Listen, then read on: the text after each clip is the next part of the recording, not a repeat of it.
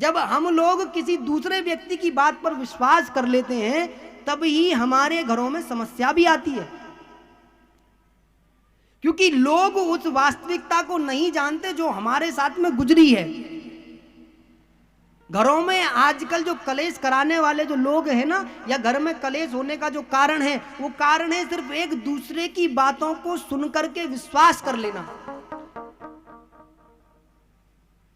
अपनी वाले की बात नहीं सुनना। और होना ये चाहिए कि हमको सबसे पहले अपने की ही बात सुननी चाहिए। बच्चे घर में कलेश कब करते हैं? जब वो बाहर जाकर के इधर उधर की बातें सुन करके आते, तब घर में कलेश करते हैं। उन्हें लगता है हमारे माता पिता हमको प्रेम नहीं करते, वो ज्यादा प्रेम करता है, जबकि सत्यता कुछ और है। माता पिता से ज्यादा कोई प्रेम कर ही नहीं सकता। इसीलिए पार्वती से सिर्फ भगवान भोलेनाथ ने कहा कि अच्छा तुम कुछ मत बताओ, ये बताओ यहां पर कोई आया था क्या? तो पार्वती भगवान की तरफ देख के बोलती थी, आया? कौन आया? तो चुप, क्योंकि वो तो व्यक्ति ऐसा है कि उसका नाम ले लिया तो बड़ी समस्या। तो भगवान भोलेनाथ ने अपने नेत्र बंद करे और नेत्र बंद करके पता चली कि नारद आया था। तो बोले अच्छा तुम कुछ मत बताओ, ये बताओ नारद आया था क्या? बोले हाँ आया था। बोले फिर तुम्हारी गलती नहीं है। बोले ये तो प्रभु की कृपा है, ये तो मेरे साधना का प्रभाव है, जो अभी यहां पर बस तुम नाराज हो। शुक्र मानो कि मुझ में डंडे नहीं बजे। नारद की तो इतनी बड़ी कृपा है कि जहां वो पहुंच जाए वहां डंडों से बातचीत होती है, यहां तो भी बातों से बात चल रही है। बड़ी कृपा है भगवान की। बोले जब नारद आया था तो कुछ बताकर भी गया तो बताया था। बोले तुमने बहुत सारी शादियां करी हैं? बोले हाँ करी हैं। बोले नारद इज राइट, नारद ठीक है, बिल्कुल वो सही बोल रहा है। बोले विश्वास है मेरे को। तब साहब बोले पार्वती मैंने सब कुछ किया है, लेकिन तुम्हें जितनी भी बातें नारद बता के गया है वह वाकई में सत्य है, लेकिन उनकी जो मूल सत्यता है उसे तुम्हें जान लेना चाहिए। मेरे जितने भी विवाह हुए हैं वो तुम्ही से हुए हैं। ये जो मैं मुंडों की माला पहनता हूं वो तुम्हारे ही मुंड हैं। ये जो मैं भस्म लगाता हूं वो तुम्हारी ही भस्म है। पार्वती मैया बोली ऐसा क्या? बोले हाँ, क्योंकि तुम हर बार शरीर धारण करती हो, मैं शरीर धारण नहीं करता। मुझे भगवान ने अमरत्व की प्राप्ति कराई है। मैं अमर हूं, मैं संसार में अमर हूं, इस दुनिया में अमर हूं। मेरे शरीर कभी समाप्त नहीं हो सकता, मेरे प्राण नहीं निकल सकते। मुझे अमरता का वरदान प्राप्त है, मैंने अमरता को सिद्ध कर रखा है, मैंने उस अमर होने के विज्ञान को जान रखा है। बोले बाबा जब तुमको इतना ज्ञान है तो तुम एक बात बताओ, जब 7 फेरे हम लोग ले रहे थे तब तो क्या कहते हैं, तुमने कहा था कि आधा हिस्सा मेरा आधा हिस्सा उनका। पति पत्नी का होता है ना, अर्धांगिनी बोलते पति पत्नी को, अर्धांगिनी बोलते। तो अर्धांगिनी क्यों बोलते हैं? इसीलिए बोलते हैं क्योंकि आधा हिस्सा पति का होता है, आधा हिस्सा पत्नी का होता है। बोले तुमने तो 100% ही अपने पास रख रखा है।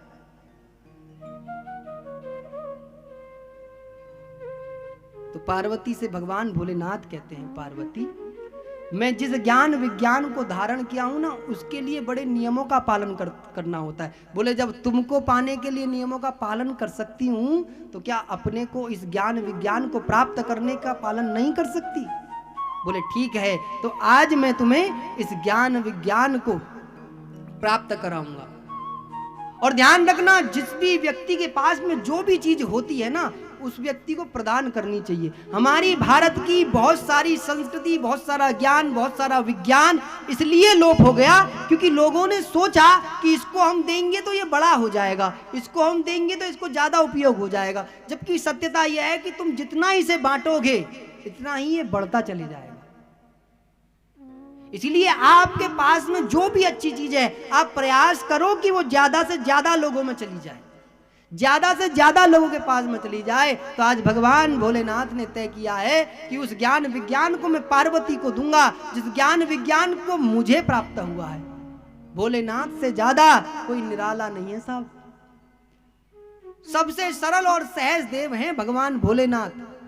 ध्यान रखना, 3 नेत्र किसी को नहीं दिए हैं, केवल भगवान शंकर ही ऐसे हैं जिनके पास में 3 नेत्र हैं। शीश सबको मिले हैं, लेकिन एक मस्तक पर किसी के भी महाराज नेत्र नहीं दिया है। कभी आपने सोचा कि भगवान शंकर के मस्तक पर ये नेत्र क्यों है?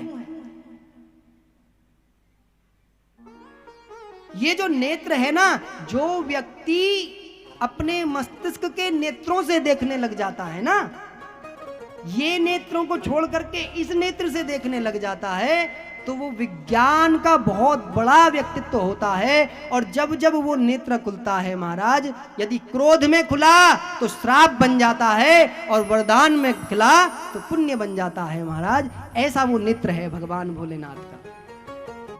उनसे ज्यादा कोई निराला नहीं है, ये सत्य है। तो मैया पार्वती ने कहा महाराज सुनाओ ना। तो बोले बैठो। बोले मेरे कुछ नियम है सुनाने के। बोले क्या? बोले मेरे सुनाने के ये नियम है कि जब मैं भगवान की इस ज्ञान और विज्ञान को तुम्हें दूंगा तो आपको अपने नेत्र बंद करने पड़ेंगे। बोले कर लूंगी। और आपको बीच बीच में मेरे को ये बताना पड़ेगा कि आप सोई नहीं हो, उसके लिए हुंकारा देना पड़ेगा, ओम ओम करना पड़ेगा। बोले कर दूंगी।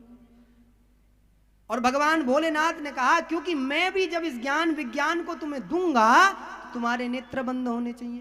बोले ठीक है। अब तो साहब भगवान भोलेनाथ ने मैया पार्वती को इस ज्ञान और विज्ञान को देने के सारे नियम बताए, और उन्होंने कहा कि पार्वती एक बार पूरा कैलाश पर्वत देख करके आओ कि आपके अन्यत्र यहां कोई और तो नहीं है। पार्वती ने देखा, बड़ी बारीकी से पता चला कोई नहीं है। लेकिन उधर भगवान श्री नारायण के सबसे प्रिय स्थान वैकुंठ में एक सुख, एक पक्षी भगवान का निरंतर जाप करता था, तो भगवान की कृपा उसके ऊपर बहुत थी। तो भगवान ने सोचा कि ये जो पक्षी है ये बड़ा ही वैराग्य की मूर्ति है, ये क्योंकि मेरे धाम में रहता है, इसको संसार के कल्याण के लिए इसे भगवान भोलेनाथ का जो यह ज्ञान विज्ञान है इसको प्राप्त होना चाहिए। तो इसलिए भगवान नारायण ने उस पक्षी को आदेश दिया कि तुम जाकर के कैलाश पर्वत पर मैया पार्वती जिस ज्ञान विज्ञान को ग्रहण करनी है उसी ज्ञान विज्ञान को तुम्हें ग्रहण करना है। वह पक्षी भगवान की आज्ञा मान करके कैलाश पर्वत पर आया, लेकिन अदृष्टा रहा, पार्वती मैया तक को नहीं दिखा, क्योंकि भगवान भोलेनाथ ने कहा था कि यह जो विज्ञान है पार्वती वो मैं तुम्हें ही दूंगा, क्योंकि इसके कुछ नियम हैं। उन नियमों का पालन क्योंकि मुझे पता है कि तुम कर सकती हो, लेकिन औरों का मुझे नहीं पता। तो इसीलिए भगवान भोलेनाथ जब इस कथा को सुना रहे थे, इस ज्ञान विज्ञान को दे रहे थे, तो वह सुख भी साथ की साथ उस ज्ञान विज्ञान को ग्रहण कर रहा था, क्योंकि ये अमर होने का विज्ञान है। जो भगवान भोलेनाथ ने जो इस ज्ञान विज्ञान को पार्वती को दिया वो अमर होने का विज्ञान है। भागवत में भगवान की जो कथा के साथ साथ इसमें इतना बड़ा विज्ञान छुपा है जिसे भगवान अपने पास में रखते हैं और जो योग्य होता है उसे देते हैं। योग्यता के आधार पर ही व्यक्ति को हर चीज प्राप्त होती है। हमारे शास्त्र और वेदों में अमर होने तक के विज्ञान के ऐसे ऐसे शोध हैं जिसके द्वारा व्यक्ति अमर हो सकता है, लेकिन हमने कभी अपने शास्त्रों को, वेदों को, पुराणों को इतने नजदीक से नहीं देखा। देखिए ये जो भागवत है ना, ये जो 18 के 18 पुराण हैं, ये ही भारत का इतिहास है। क्या है? भारत का इतिहास। पुराण जो हैं वो भारत का इतिहास है। ये जो भगवान श्री राम की रामायण है, रामचरितमानस है, ये भारत का इतिहास है। इतिहास कौन, इतिहास किसे कहते हैं? जो बीतता हो उसे इतिहास कहते हैं। भारत में ऐसे ऐसे महापुरुष आए, ऐसे ऐसे देवत्व आए, स्वयं प्रभु आए, इस भारत के अंदर। और आज हमें इतिहास कौन सा पढ़ाया जाता है? मुगलों का। जबकि मुगलों के इतिहास से सुंदर हमारा इतिहास है। मुगलों का इतिहास तो अभी प्रारंभ हुआ। मैं तो कहता हूं कि भारत में जितने भी विद्यालय हैं सभी में हमारे ये जो धार्मिक इतिहास है इसको पढ़ाना चाहिए। क्यों? क्योंकि धार्मिक इतिहासों में त्याग की परिभाषा है। यदि राम का चरित्र पढ़ोगे तो राम बन जाओगे, यदि कृष्ण का चरित्र पढ़ोगे तो कृष्ण बन जाओगे, यदि विवेकानंद का चरित्र पढ़ोगे तो विवेकानंद बन जाओगे, और यदि मुगलों का चरित्र पढ़ोगे तो मुगल बन जाओगे। बनना क्या है स्वयं तय करो। बनना क्या है? लोग आजकल एक हमारे उत्तर प्रदेश में एक आगरा स्थान पड़ता है। क्या पड़ता है? आगरा। तो पहले दुनिया के लोग आते थे, कहते थे वो आगरा में एक ताजमहल है साहब, वो प्रेम की निशानी है। लोग कहते थे कि यदि मैं तेरे प्रेम के लिए एक ताजमहल बनाऊंगा। एक था आदमी, उसे बनाने वाला, उसे किसी से प्रेम हो गया तो उसने उसकी प्रेम की निशानी में वो ताजमहल बनाया। उसका इतिहास पढ़ोगे तो आपको हंसी आएगी। बोले प्रेम में भी ये होता है क्या? ताजमहल प्रेम की निशानी नहीं है। प्रेम की निशानी देखनी है तो राम सेतु को देखो, जिस प्रेम को प्राप्त करने के लिए पत्थर भी पानी में तैर गए हो। ये प्रेम की निशानी है साहब। उसे क्या देखते हो?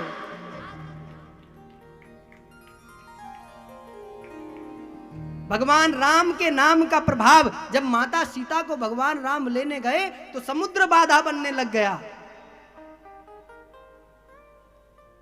ये प्रेम ही तो है कि वन में से निकल करके भगवान श्री राम माता सीता को प्राप्त करने के लिए उस समुद्र को भी पार करते हैं। और कैसे पार करते हैं? पत्थर तैरते हैं जल में महाराज। इसे प्रेम की निशानी कहते हैं। इसे कहते हैं प्रेम के लिए क्या क्या हो सकता है। यदि प्रेम की मूर्ति देखनी है और प्रेम का दर्शन करना है तो राम में करो, कि राम प्रेम की मूर्ति है साहब। और ये राम के नाम का इतना प्रभाव है, राम के अस्तित्व को मिटाने के लिए इस भारत में अनेकों प्रयास हुए, लेकिन राम के नाम की ऐसी ताकत, आज जिन्होंने राम के नाम को मिटाने का प्रयास किया, आज उनका स्वयं का अस्तित्व मिटता हुआ दिख रहा है महाराज। ये राम की ताकत है, ये राम की ताकत है, ये राम नाम का आधार है। जिसे भगवान भोलेनाथ जपते हो उसका कोई कुछ कर सकता है क्या? हमारे देवताओं में ये शक्ति, ये सामर्थ्य है। इसीलिए भगवान का सानिध्य कभी नहीं छोड़ना। तो भगवान भोलेनाथ मैया पार्वती को कथा सुना रहे हैं। मैया पार्वती को बीच में नींद आ गई। तो नींद आ गई तो मैया सो गई। जिस ज्ञान विज्ञान को मैया को प्राप्त होना था वह ज्ञान विज्ञान मैया को प्राप्त ना हो सका। अब अंत में जयकारा लगाया तो पता चली, मैया ने कहा कि ये तो बताओ, ये वाला जो मंत्र था जब आप बता रहे थे तब तो मेरे को नींद आ गई थी। तो भगवान भोलेनाथ ने सोचा तो जब तुम्हें नींद आ गई तो हुंकारे कौन दे रहा था? तो पता चली एक पक्षी ने इस ज्ञान को विज्ञान को श्रवण किया है, जिसके कारण से यह सब कुछ हो रहा है। अब प्रभु भगवान शिव को बड़ा क्रोध आया। भगवान शिव ने सोचा कि इसने ब्रह्म विद्या की चोरी की है, लेकिन उस पक्षी को तो भगवान नारायण ने भेजा था, इसलिए उसने चोरी नहीं की, उसने नारायण की आज्ञा का पालन किया है। तो भगवान भोलेनाथ पकड़ने के लिए दौड़ते हैं। माता पार्वती को अमरता नहीं मिल पाई, लेकिन उस पक्षी को अमरता प्राप्त हो गई। तो भगवान भोलेनाथ कहते ठहर जा थोड़ी देर के लिए, तुझे अभी देखता हूं तूने ब्रह्म विद्या की चोरी करी है। तो पक्षी कहता है ठीक है पकड़ तो लो, पहले छोड़ोगे तो जब। तो सुखदेव जी महाराज तुरंत ही फुर्र देसी उड़ गए। भगवान भोलेनाथ दौड़ते हैं काफी, लेकिन सुख नहीं मिलते। तो भगवान भोलेनाथ अपने मन में सोचते हैं ऐसी कौन सी चीज है जिसे मैं भी नहीं पकड़ पा रहा हूं। क्योंकि जिसके पीछे नारायण नाम का बूस्ट लग जाता है ना, तो भगवान भोलेनाथ की भी स्पीड थोड़ी कम हो जाती है दौड़ने की। उस पक्षी में नारायण नाम का बूस्ट डल गया है, नारायण नाम की गति पड़ गई है। जब भगवान भोलेनाथ को वास्तविकता मालूम पड़ी कि मेरे प्रभु ने ही इसको आदेश दिया था, तब बोले प्रभु आपने तो बड़ी कृपा करी, क्योंकि संसार में होनी को कोई नहीं टाल सकता। हम व्यवस्था किसी के लिए करते हैं, हो किसी के लिए जाती है। अब देखो, कथा जो करा रहे हैं उन्होंने किन्हीं और के लिए कथा सुनने के लिए व्यवस्था की होगी, लेकिन आ भी तो कोई और रहे होंगे। तो जो नीति है वो अलग प्रकार की होती है। इसलिए मैया पार्वती तो केवल माध्यम थी, अमर शुक को होना था, वरदान शुक को मिलना था। उधर जब वह पक्षी उड़ा तो भगवान भोलेनाथ काफी पकड़ने का प्रयास करते हैं, लेकिन शुक हाथ नहीं आते। शुक बद्रीनाथ की ओर चले जाते हैं और वहां पर बद्रीनाथ में एक बड़े ही विद्वान मूर्ति रहते हैं जिनका नाम है वेदव्यास। ये वेदव्यास जी महाराज सारे पुराणों के, वेदों के, शोधों के ज्ञाता हैं। इन्हें भगवान का अवतार बताया गया है।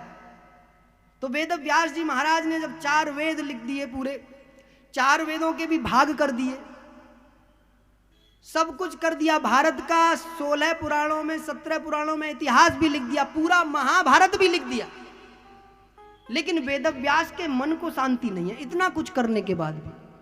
तो एक दिन नारद मुनि वेदव्यास जी महाराज के पास पहुंचे और वेदव्यास जी से कहा कि प्रभु आप इतनी टेंशन में क्यों रहते हो, इतने पढ़े लिखे आदमी हो, सबको दुनिया भर के उपदेश देते हो, तुम आज ही टेंशन में क्यों बैठे हो भाई। तो वेदव्यास जी महाराज बोले, महाराज इतना कुछ लिखा है मैंने, लेकिन कलयुग का प्राणी तो इतना अपने आप में व्यस्त होगा कि इनकी ओर जाएगा भी नहीं। और इन सब का माध्यम जो मैंने इनको लिखा है तो वो 3 कारण से लिखा है कि ज्ञान पाने वाले को ज्ञान की प्राप्ति हो जाए, विज्ञान पाने वाले को विज्ञान की प्राप्ति हो जाए, वैराग्य प्राप्त करने वाले को वैराग्य की प्राप्ति हो जाए। इन शास्त्रों में, वेदों में 3 प्रकार की चीजें मैंने पहले भी बताई थी, अभी भी बता रहा हूं कि ज्ञान जो है वो मनुष्य का लालन पालन करता है, और विज्ञान जो है वो आधुनिकता लाता है, और वैराग्य जो है वो संतुष्टि देता है। यदि इनमें से एक भी चीज की चूक मनुष्य के जीवन में हो जाती है तो मनुष्य का जीवन डिसबैलेंस हो जाता है। लेकिन वेदव्यास जी ने सोचा इतना कुछ पढ़ेगा कैसे कोई कलयुग का मनुष्य, कलयुग का तो मनुष्य बिल्कुल ना पढ़े।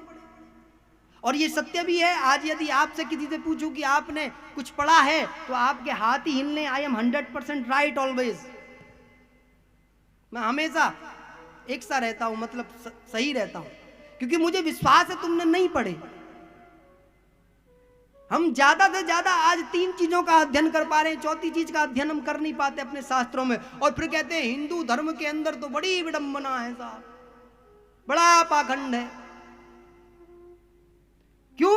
अरे जिस चीज के नजदीक हम आए नहीं उसकी मिठास हमें कैसे मालूम पड़ सकती है कितना मीठा है। जिस फल को हमने चखा ही नहीं, हम उस फल के गुण बता रहे हैं। हमें सबसे पहले उस फल को चखना होगा, उस फल की ओर आना होगा, तब सब कुछ होगा। तो वेदव्यास जी को जब ये कष्ट हुआ तो वेदव्यास जी को नारद मुनि बोले चिंता मत करो, मैं आपको एक चतुश्लोकी को दे रहा हूं, आपको इस ज्ञान विज्ञान को दे रहा हूं, और जब यह ज्ञान विज्ञान समाज में जाएगा तो मैं वादा करता हूं कि हर व्यक्ति को जो भी इस ज्ञान विज्ञान को पढ़ेगा उस व्यक्ति का मन भगवान की ओर अग्रसित होने लग जाएगा, वो ज्ञान विज्ञान और वैराग्य तीनों को प्राप्त हो जाएगा। और यह सत्य है, जो व्यक्ति भागवत को एक बार मन से श्रवण कर लेता है उसका मन भगवान में लग जाता है, वो भगवान की चौखट पर जाकर के सिर झुकाने के लिए एकदम से प्रेरित हो जाता है साहब। और भगवान की चौखट इतनी सुंदर है, जब हम भगवान के मंदिर में जाते हैं तो भगवान की मूरत का जब हम दर्शन करते हैं तो भगवान की मूरत कभी कभी हमें इतनी सुंदर लगती है कि हमारे मन को ही मंदिर बना देती है साहब, मन को ही मंदिर बना